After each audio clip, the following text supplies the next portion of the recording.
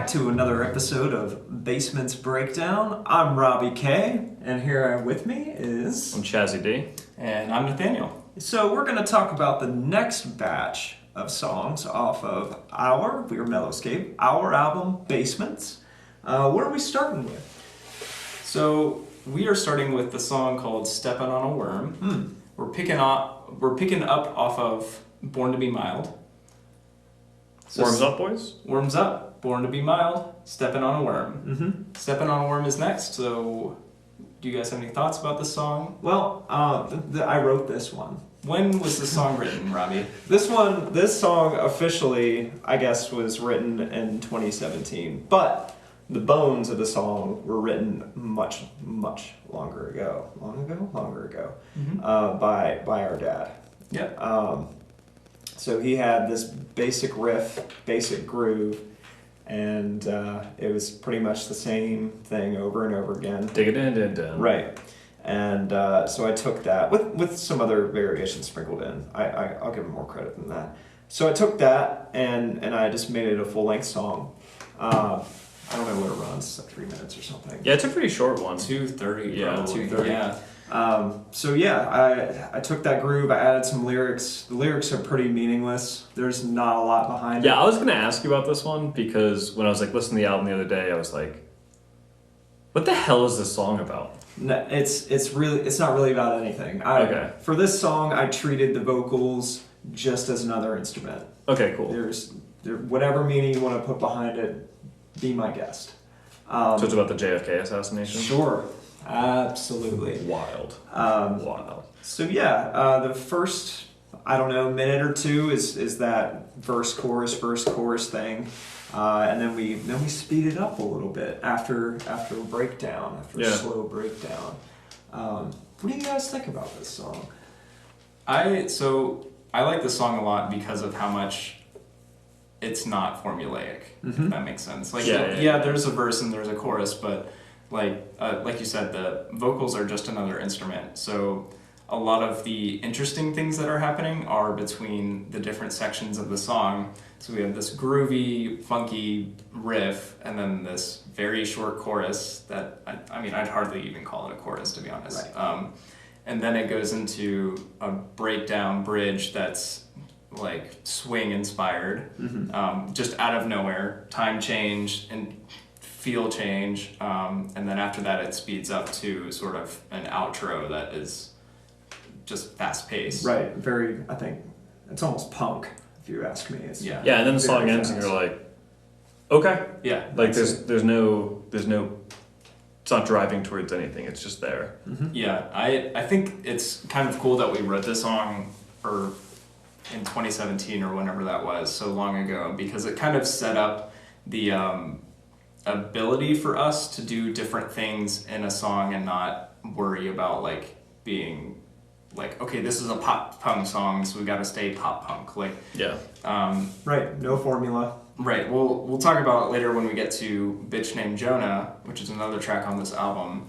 And even some of the stuff that we're writing today, we are like not afraid to like go swing in the middle of a song or change the entire feel to something else, which I think was a really big step for us in our writing process.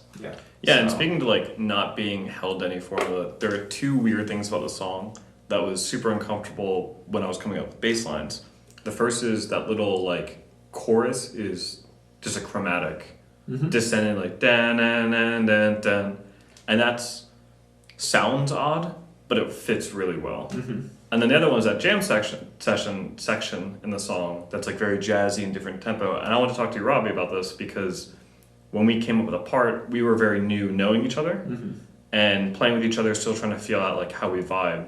And I just remember in Nathaniel's basement looping. Like we were just like, let's just over and over again play that part. Yeah. And we were kind of feeding off each other. So I wonder like what were your thoughts when we were doing that back then? Pretty early with us knowing each other and playing with each other. My thoughts about you? Or It's like, that whole process, me playing as a group, like that whole dynamic. Well, my thoughts about that, like I think that really helped me get to know you better as a musician. I think we've done that with other songs, just looped. Like at least a dozen. Right. Where we're like, not even whole songs, but sections. Just we're sections. like, damn, like I just Nathaniel, just keep it. We're gonna loop. We're gonna go over. Right, and it was frustrating at first. Not gonna lie, 100%. it was very frustrating because I remember thinking, damn, I don't know if this is gonna go anywhere. But I'm glad I kept up with it, and that's all it needed was some hard work. Yeah, I think Some listening to each other. We had to listen to each other more than we were listening to ourselves. gotta play like a band, Right. Gotta play like a band, like an ensemble. like an ensemble. Group. Yeah. Yes. Yeah. But yeah, what you said about like sometimes it just takes hard work. I think some of our favorite songs that we play, there's really no like secret to them. It's just like, yeah, no, we just had an idea and then we played it like 50 times and we just gradually whittled. There's no click moment. It's just like we gradually whittled down to the part that we liked. That whole click moment is so rare. It's so rare. I mean, it's happened to me, but it's not something I would ever rely on. No. And it's great when it happens, but no, like you said, there is no secret. It's just hard work. The click moments are always for small parts of the bigger thing. Right. Like we're like, oh, that part where you hit the bass drum, that works really well with when I'm doing this. Yeah. Let's try to figure out what the guitar is going to be doing, yada, yada, yada. Right. But other than that, it's just practice. Yeah. Yeah. And listen to each other. And listen to each other. My only other thing that I want to talk about the song is this is a song that we always use when we're doing sound checks. Mm-hmm. And so like if we're doing a show and the sound guy's like, oh, can you just like everyone play together after doing every individual instrument? Rob will just go 1, 2, din din din din. Yeah. Right. And it just lead right into it. And it's almost a joke at this point because Robbie will turn to us and just kind of smile and be like, Yep. Yeah. I do that because it's short and it really showcases all of the instruments. no, it's a perfect song for that. Right. And it also, because it has such a catchy like start, Mm-hmm. I think it also helps the audience because they're like, oh, cool, they're playing. Right. And I think the other factor to that too is that at this point we're not really including it in our sets anymore. Mm-hmm. So it's not like we'll be double playing it. Oh, yeah, like yeah. we're not going to include it in the set later. So it's a good sort of, I don't want to say throwaway, but like a good song to kick off that nobody's probably going to hear later on. So it's definitely a good one to do the sound check for. Yeah, sure. absolutely. It's also a good warm up, I think. Yeah. It is a good worm. Melodically, yeah. A good worm up. Worm I would up. say. Warm up. Warm up. Because we're stepping on a worm. Warms up. Wow. Wow. Yeah, I think we're good to transition to the next song now. Yeah, sure. Because coming out of Steppin, we're going right into Don't Know If It's Right. For the occasion. For the occasion. Oh, swing and a miss, Chaz. For the occasion, I got them written in different ways. Hmm. I got the box plot going. Yeah. Yeah, so this next song, I can't believe I dropped the ball on my favorite Written- song. Yeah, you really did. when was this written? 2018. This was written in 2018. And I wrote this song in 10-15 minutes, maybe. Do you really? Yeah, lyrics included, like everything. I might have done a little bit of Speaking of editing. all that hard work, Yeah. we were talking Click about- moments never happen. Anyway, here's For the Occasion where it just clicked really quickly. Yeah. It's a simple ass song. It's 4 chords, and it's verse, chorus, and then, I don't know, verse, right? That sounds right. Yeah. Yeah. The lyrics do have meaning in this one, a little bit more, way more meaning than Stepping on a Worm. But yeah, Do you want to speak to that? sure. It's about how everybody is always dressing up for something, for an event, for work, for whatever. And it's not that profound, but it asks the question like, why? Why do you do that? Who are you doing that for? You doing it for yourself? You doing it for somebody else? I reference my dead grandfathers, I guess both of them. When you have to wear a suit to a funeral, you wearing that for you, or you wearing that for the dead guy who doesn't, Or for the other people that are attending? or for the other people? Yeah. And that's really all it is. We got a lot of good. We got good. What do you call it? Feedback. Feedback. Thank you. People love this song. Yeah, which was, and they said it was very relatable, which I thought. Yeah. I guess it is relatable. Yeah. Even though it's a very simple subject. But I don't know. I thought that was cool.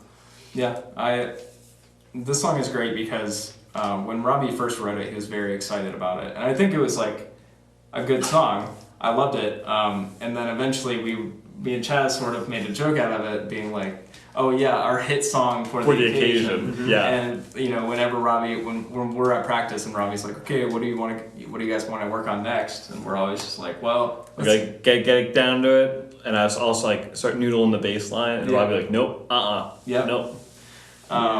But I think now that we've recorded it and put it on the album, it's sort of returned back to its legendary status. Where we've gotten so much positive feedback about it because it does slap.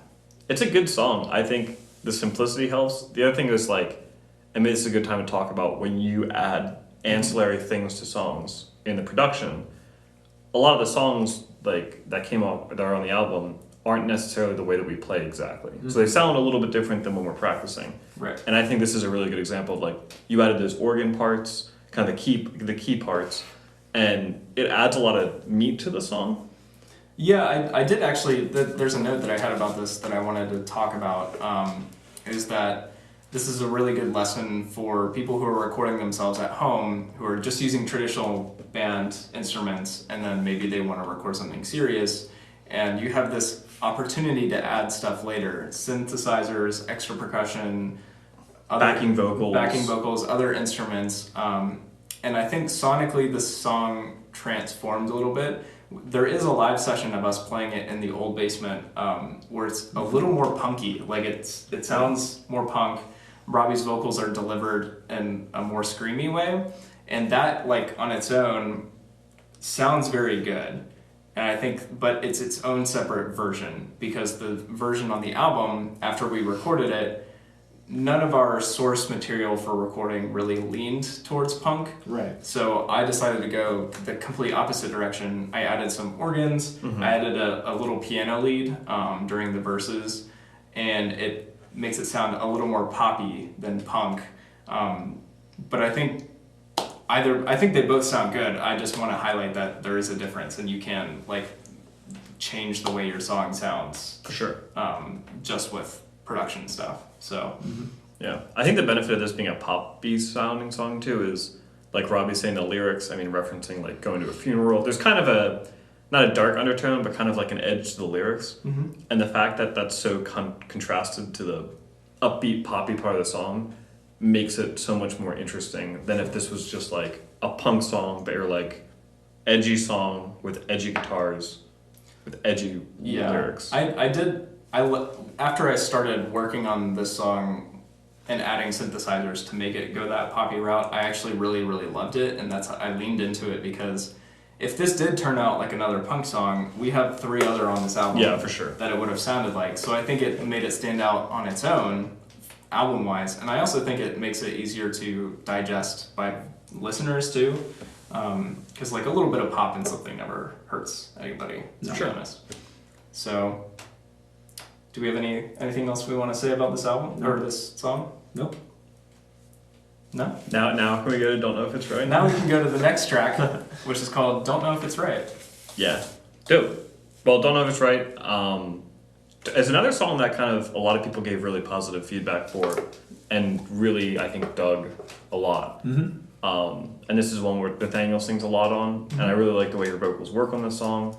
Yeah, I did want to get into that in a minute, and just for like a history lesson, this song I think was written in 2018, and it was meant to just be yet another simple song that's just kind of a jam, a yam as we normally say. As we normally say. Yeah. Like Chad said, I mostly sing on this song, and Robbie has some backing vocals during the chorus. But the song is super simple. It's just verse, chorus, verse, which is the ending, yeah, and that's it. And just like with For the Occasion, the production on this I think helped a lot because it helped me understand how to sing the song better. Because the biggest issue with this song when we played it at basement shows is that my vocals were just way too quiet. Yeah. Because the lead vocal for the verse especially is in a lower register, and I like that sound for the song, but in a live setting in this shitty basement, it gets washed out so easily. You can't hear it. You can't hear my vocals until it gets to the chorus, basically. So after we recorded the song and then I was working on the vocals on the production side, that's when I leaned into all of the little harmonies, and I actually re-recorded some extra backing vocals on top that are in a higher register that make the vocals pop more in the song. Because otherwise it sounded just like it did live, which is, muddy and bad. So Right. but yeah, we've gotten a lot of positive feedback about this one, surprisingly. Yeah, a lot of people they say it sounds like Weezer, Yeah, which it does have some Weezer Yeah. vibes.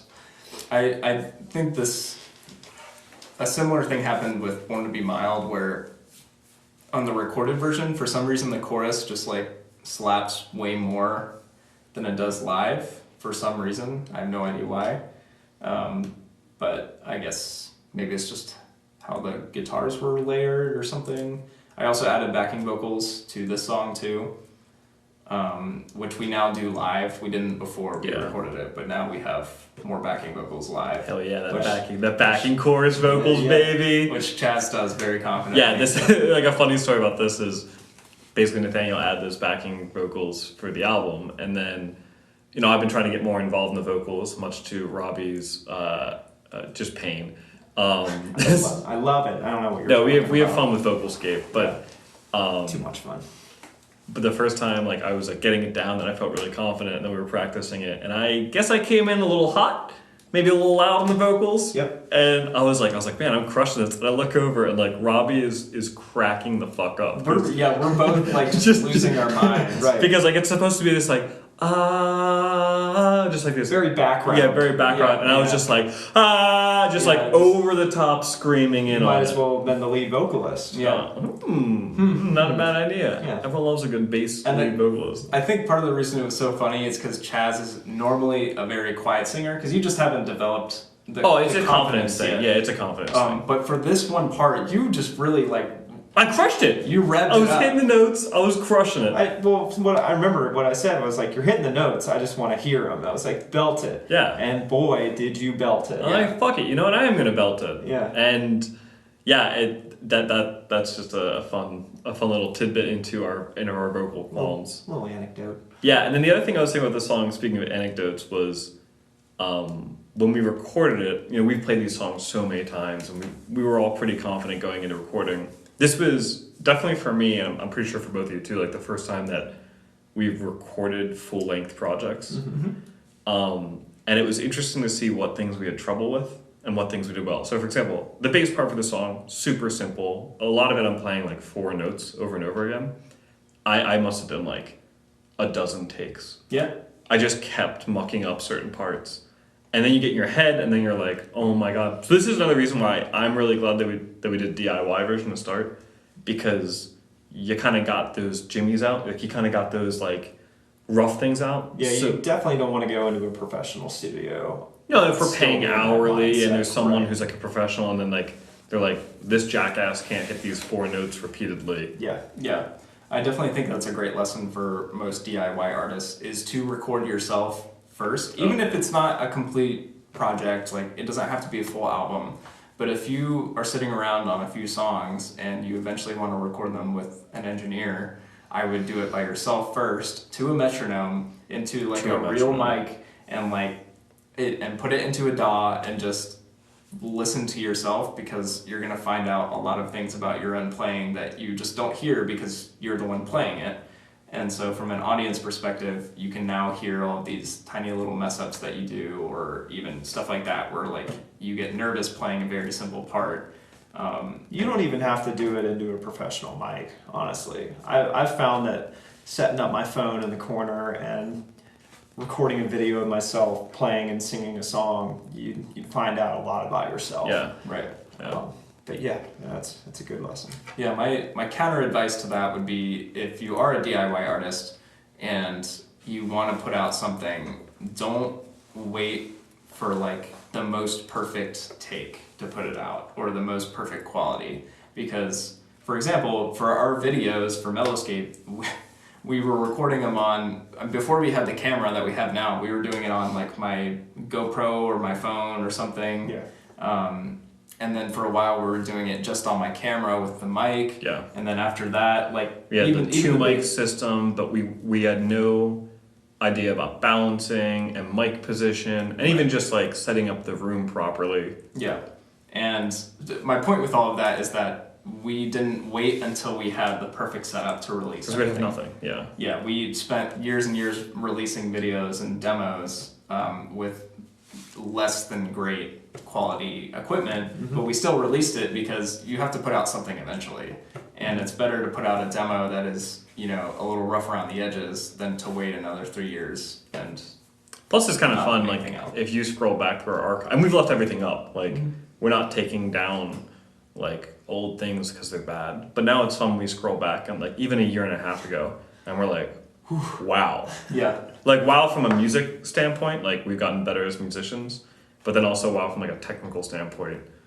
All of the videos that we throw together in, like, 2 hours, in terms of filming, I know Nathaniel does a lot of work on the back end, are just like crazy good quality compared to some of our old stuff, which is cool. I mean, that's what we're growing. Yeah, and I to that point, I also like recommend that if you are an artist that's been around for a few years, look back at your old stuff every once in a while. Just to feel good. It's a trip, and there's some videos that I've looked back on, and I like forgot how funny they were, and then I watched them, and I'm like, oh my god, we were hilarious back then. Why can't we do something like that now? Dude, our moving day video, every now and then I still just even though it was like 9 months ago, Right. that the way that's cut and everything, if you haven't seen it, highly recommend. Yeah. Because I've cracked up multiple times at random points, like, oh yeah, I forgot about this video, and there's just like a couple jabs, a couple jokes in that just get me. One of my favorites is, this isn't even an old video by like 2021 standards, but the beer tasting video that we did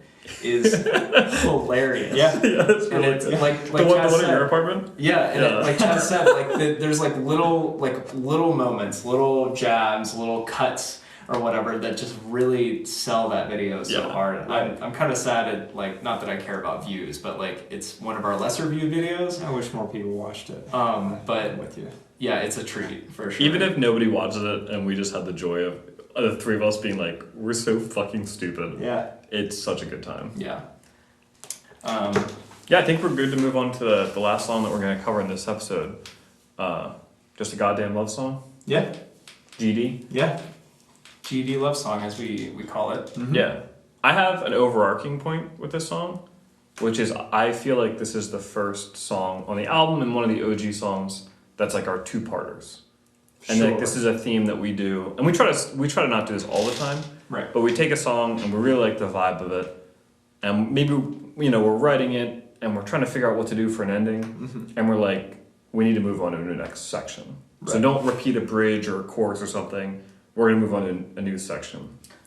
And I think you guys had this written before I joined. Yes. Yeah, I think my quick note before Robbie, you launch into how you wrote it, is that, speaking to Chaz's point, I think this song was another one of those growing pains where we learned how to more maturely write and structure whole songs.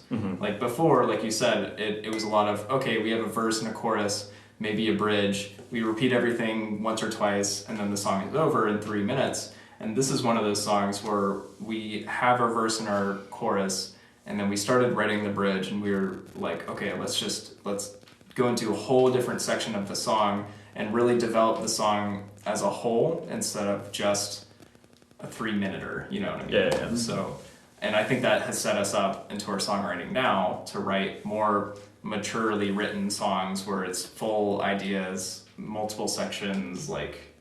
And they have like resolution. Right, Like the yeah. ending of that song, like there's a lot of angst in the first half, and then it comes to resolution. So like, do you want to talk about like how you wrote the song and how Yeah. all that came together? Yeah, it's inspired by a song by a band that's very local in Charlotte. So that's that. It's really nothing more than that. And that's pretty much the verse and the chorus. And then the bridge goes into a very simple 4-chord progression that I just thought sounded really nice melodically. It's just nice sounding. Yeah, there's really not a lot to this one. It's a really simple song with just some tropes thrown in, some just heavy hitting stuff sprinkled in there. The chorus is pretty powerful, but it's again, it's not too powerful. It's a pretty mellow song. And the vocals, of course, are inspired by a girl, hence the name. And that's really it. I think one of the redeeming qualities about this song is the patience in the writing. If that's the best word to use it, is that like you have a verse that is like pretty long, and then you have a chorus, and then you have another verse that it's pretty long, but everything is like held out to sort of maximize the different parts in the song. Sure. And even the bridge too is like such a huge build up to the solo. Like we could have done that bridge in half the amount of time that it is. For sure. But the fact that it's like we let it breathe in that first chunk of the bridge of just the guitar and the drums, and then we have some ahs in there from the vocals, and then we have a build up, and then we have a whole solo, and it's like all of that has been stretched out, and like I said, lends itself to the maturity of the writing for us to be patient enough to like write additional parts and not just get it all over with in 8 bars. Yeah. Right. If that makes sense. Sure. That was a very long-winded way of saying that. But Yeah. No, but also what you're saying about like building the second half of that song. Like when I think about that song, I just think about the number of times we practice with dynamics. Because like the second half of the song, that bridge part comes in, it's just guitar and drums, very simple parts for both of you. And then after looping through the chords, bass comes in, simple-ish part, but like low volume, everything, and we just gradually build with the lyrics. And I think that really helps to the payoff for that. When the solo actually comes in, everything, it's not like, oh, they had some cool riffs and they put it together for 6 bars. There's something more to it. Right. yeah. Every single bar of that song has a purpose. That's Right. for sure. There's nothing too much about it. I Too little. like the solo for the song, so you actually rewrote it, or you like composed a solo for the song. Yeah. Do you want to talk about that at all? Like, because it's not that complicated of a solo. No, not at all. I wrote that solo when I hardly knew how to play guitar, really. I've been playing for a long time, but I didn't really start learning about it and really getting into it until we started this band, which is when I wrote this song. So no, it's not a complicated solo, but it is composed. It copies a lot of the melodies in the song already. And yeah, that's it. That's it. I don't think it needed to be anything more. Yeah. I think it's perfect for It's it. very like Gilmore-esque, like very simple notes that are held out. You know what I mean? Right. Which it just fits the theme so well. Right. Yeah. And it's interesting to listen to. Like you know how some guitar solos, it's like you can almost kind of check out it's a guitar solo. Right. I feel that way a lot using about the drum cage solos. system, and they're doing Yeah. And that wasn't. It's like look at how many notes I can play in a short amount of time. Right. Yeah. But this is like, oh, this is almost like a new melody. Every note has its place. Yeah, For exactly. sure. Yeah. Yeah, I think the last note I have about this song is something that I wanted to talk about for the album in general, because like we said, it's a DIY album. We only had a few microphones we set up in my basement to record, and I think the last element to this that I didn't really say in the last episode is that most of the things that we recorded, most of the parts that we recorded for these songs were recorded like on the day that we recorded them and never re-recorded, if that makes sense. Yeah. Like I did probably 5 takes for this song or more, but once I was done with that session of recording, I did not go back and re-record the drums. And I did that on purpose because I think it sets up the concept of basements better and the DIY concept, but it's also like a snapshot of our abilities at the time that we recorded. Yeah. Because, for example, for this song in particular, the drums for the chorus is something that I probably wouldn't write now. I probably would change them. And I didn't really realize that until I was actually producing the album, and I listened to the chorus on the drums, and I was like, wow, I wish I played something different there, or I wish I could change that, but I had to like hold that back and be like, okay, I'm not gonna re-record it. Like this needs to be, like I said, a snapshot of our abilities at the time of recording. Yeah. But I feel like we're always going to look back at parts that we wrote and always going to be like, oh man, if I rewrote that song now. But then you'd never make any music. Yeah, it's just like the quality of the equipment that I was talking about earlier is that if you keep waiting and waiting until you just get that one more microphone or that one more camera to like actually make anything, then it's never going to get done. Same thing with writing your parts is that you have to put something on paper eventually. Right. So Agreed. Nice. Well, that kind of wraps up with GD Love Song. yeah. Thanks for tuning in to this episode of Basement's Breakdown.